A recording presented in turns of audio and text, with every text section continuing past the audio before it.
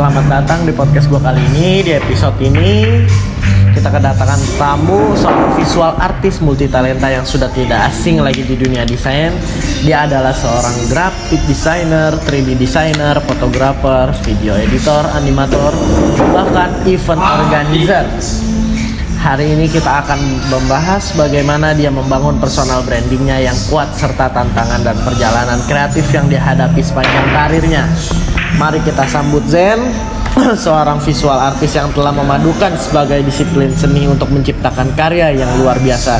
Terima kasih Zen sudah hadir bergabung di podcast kami.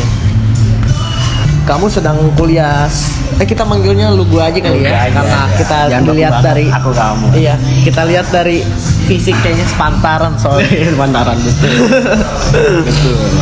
Lu sedang kuliah sambil mengejar karir di dunia seni, bagaimana lu bisa membagi waktu antara studi dan pekerjaan kreatif lu? Gue sebenarnya niat awalnya itu pengen fokus kuliah sih. Gue pengen fokus kuliah, cuman kan gue mikir gue harus jajan juga butuh uang segala macam. Jadi emang hobi juga sih gue hobi. Jadi ya sekalian aja gue jadiin karir gue. Benar. Pemasukan lah, butuh jajan, butuh ini itu butuh uang ya. Apa yang menurut lu personal branding itu dan mengapa itu penting dalam industri kreatif? Menurut gue personal branding tuh gimana cara orang memandang kita tuh. Memandang lu siapa, kayak lu kan katanya atlet biliar nih. Benar. Orang kan jadi mandang lu tuh, wah ini orang atlet biliar. Itu penting tuh buat pentingnya kepanjangan lu ke sekolahnya, atau emang itu jadi tujuan karir lu atau bukan, itu kan penting tuh personal branding. Yang penting orang tahu lah ngeliat lu itu siapa. Iya, itu bisa jadi ditarik-tarikin lagi. Setuju gue. Apakah ada kesulitan atau tantangan yang lu hadapi saat membangun personal branding di tengah berbagai keahlian yang lu miliki? Kesulitan dalam membangun personal branding ya. Kesulitan dalam membangun personal branding tuh yang gue alamin sulitnya di saat gue kan bikin desain atau gue fotografer juga kan. Gue bikin event itu di dunia malam lah, di klub, bar, event buat Gen Z sih, tapi buat Gen Z. Jadi kadang orang nganggap itu gue datang ke tempat kayak gitu buat seneng-seneng doang, buat ya gimana lah cowok-cowok zaman padahal sih enggak ya. Padahal gue ya ada maksud di kerjaan. Iya benar. Nyari uang juga. Menurut lu seberapa penting peran media sosial dalam membangun personal branding terutama bagi seorang visual artis? Menurut gue penting karena buat apa ya? Jadi banyak banget project-project gue itu datang itu dari relasi dan itu kalau gue nggak ngebangun personal branding dari sosmed itu pasti jarang tuh yang ngelirik gue. Jadi penting menurut gue buat itu juga tuh orang-orang kan lihat gue datang ke tempat party maunya have fun doang, tapi akhirnya gue tunjukin kalau gue tuh bukan buat senang-senang doang, gue juga ngedesain dan juga itu gue post. Apakah lu memiliki proses kreatif tertentu ketika mengerjakan proyek yang menggabungkan sebagai disiplin seperti misalnya desain grafis dan video editing? Kalau kreatif, proses kreatif kayaknya nggak ada sih. Paling gue cuma itu dengerin lagu doang. Dengerin lagunya bisa lama tuh, bisa sejam. Buat denger lagu doang baru gue mulai project. Biar otaknya juga jalan juga ya, tenang ya, relax. Dari semua keahlian yang lu miliki, mana yang menurut lu paling berpengaruh terhadap perkembangan personal branding? Kalau untuk lu sendiri ya?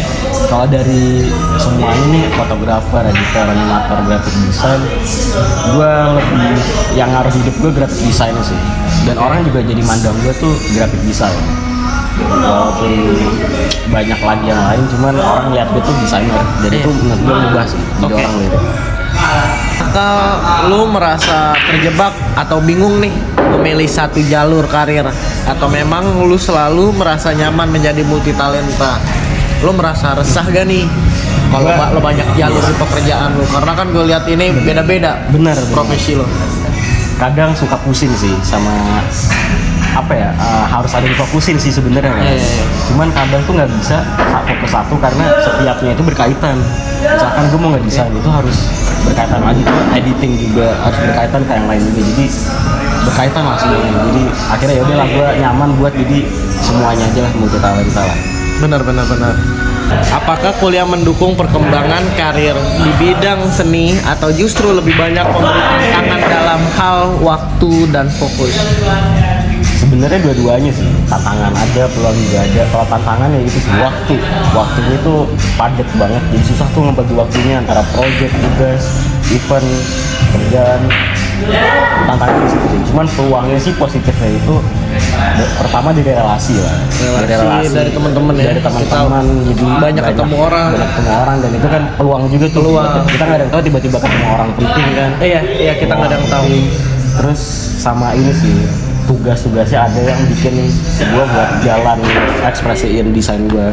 Yang terakhir kemarin bikin brand, nah itu kan butuh desain juga tuh. Akhirnya gue nggak bisa dan itu ekspresi. Oke. Pertanyaan terakhir nih Zen, apakah saran lu untuk visual artis yang baru memulai dan ingin membangun personal branding yang kuat? Saran gue buat visual artis entah maupun web design, video editor atau apapun itu, saran gue jangan ragu atau jangan malu lah buat ekspresi karya lu, tunjukin ke orang-orang. Post aja di sosmed, post mau prosesnya mau hasilnya, post aja, yang penting tuh orang tahu lu tuh siapa gitu. Benar. Gue tuh siapa, lu akan jadi apa, itu penting sih. Oke, cukup podcast kita kali ini. Mungkin saya akhiri pertemuan ini dengan Zen, seorang visual artis. Terima kasih Zen telah hadir di podcast gua kali ini. Sampai jumpa dan terima kasih banyak untuk penonton yang telah menonton di channel saya ini. Terima kasih, see you.